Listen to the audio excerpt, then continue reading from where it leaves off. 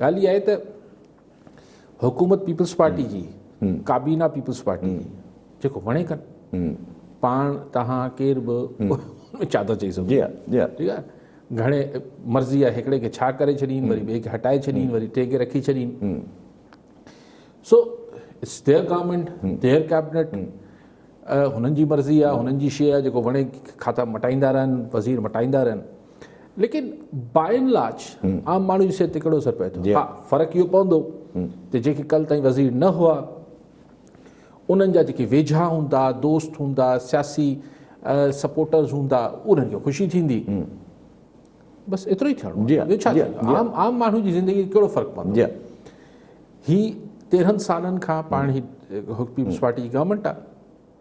हिन में ही जेको अॼु खां मुंहिंजे ख़्याल 8-9 महीना पहिरीं साॻियनि वज़ीरनि वटि, जिन्हनि वज़ीरनि वटि खाता हुआ उन्हनि खां सरदार शाह एजुकेशन मिनिस्टर हो 8-9 महीना पहिरीं, हटाए छॾियूं, हाणे वरी चवनि था त ॾियनि पिया खातो वरी वापसि ॾियनि। So what is the point?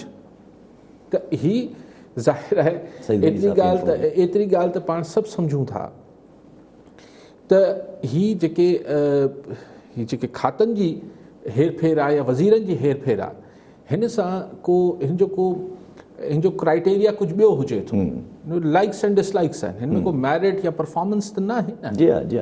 लेकिन बहरहाल हिन जो अगरि थोरो अञा बारीक बीनी में अंदरि हिन खे थोरो छंछाण कबी, अञा नोटिफिकेशन जारी न थियो आहे, लेकिन थी वेंदो हाणे। त जेको रिपोर्ट थिए पियो त हाणे मिसाल सुहेल अनवर सियाल खे मुर्गो वज़ारत था हटाइनि पिया, त ही सभु या निसार खोड़े लाइ चयो पियो वियो त हुनखे हटाईंदा, वरी हाणे चवनि था त न हुनखां नथा को ॿी वज़ारत ॾींदा, एडवाइज़री काथे मिलंदी, वर्क्स एंड कम्युनिकेशन खसे को ॿियो खातो ॾींदा।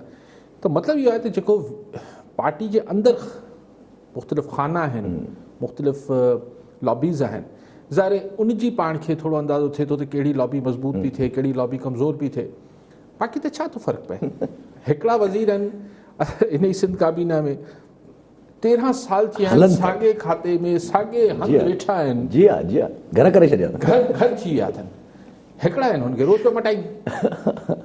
सो आम माण्हू जी जीअं मूं चयो न, हुन खाते मिसाल अगरि सुहेल अनवर सियाल खां इरीगेशन खसबी ऐं हुनखे वेंदी मिसाल जाम ख़ान शोरे वटि, त ज़ाहिर आहे हुनजा जेके पंहिंजा वेझा हूंदा ॿिन्ही पासनि जा, हिकिड़ा नाख़ुशि थींदा, हिकिड़ा ख़ुशि थींदा।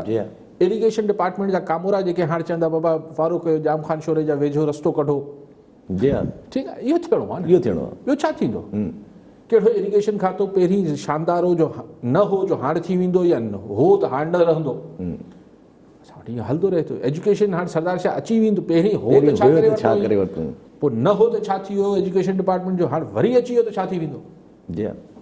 सो इट्स हिकिड़ी सो मुंहिंजे लाइ या आम माण्हू लाइ, मुंहिंजे सवाइ उहे जेको माण्हू हुन खाते में जुड़ियल आहे, उहो बि सणबी पोस्टिंग ते या सणबी पोस्टिंग जो ख़्वाहिशमंद आहे, इहे हुननि जा मसइला आहिनि, या वेझनि मिटनि माइटनि जा, हुननि जा मिसाल चवनि था त कुझु बिल्कुलु नवां वज़ीर अचनि था, पहिरियों दफ़ो हुननि जी गाॾी जे अॻियां सायरन वॼंदो ऐं थोरो झंडो वंडो फड़कबो।